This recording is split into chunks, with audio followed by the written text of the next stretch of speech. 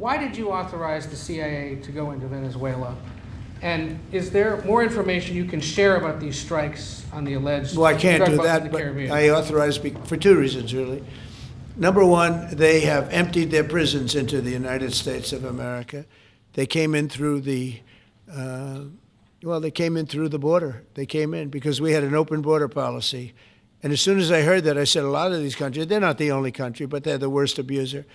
And they've entered they've allowed thousands and thousands of prisoners, mental institution, people from mental institutions, insane asylums, emptied out into the United States. We're bringing them back, but that's a really bad, and they did it at a level that probably not, many countries have done it, but not like Venezuela. They were down and dirty. And the other thing are drugs. We have a lot of drugs coming in from Venezuela. And a lot of the Venezuelan drugs come in through the sea, so you get to see that. But we're going to stop them by land also. Does the CIA have authority to take out Maduro? Oh, I don't want to answer a question like that. That's a ridiculous question for me to be given. Not really a ridiculous question, but wouldn't it be a ridiculous question for me to answer?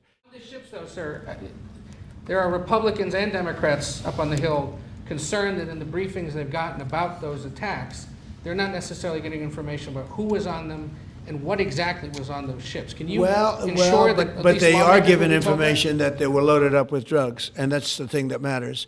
When they're loaded up with drugs, they're fair game. And every one of those ships they're not ships, they're boats, they're speedboats. They're extremely fast, record-setting type speedboats. They cost a lot of money, and they have a lot of money because they're drug sellers. But they know one thing, and they all have the same thing in common. There's drug dust. They call it drug dust. They call it fentanyl dust all over the boat after those bombs go off. And you can take along. Attack them, though, that they're a We know before. We know when they go out. We know we have much information about each boat that goes out. Deep, strong information.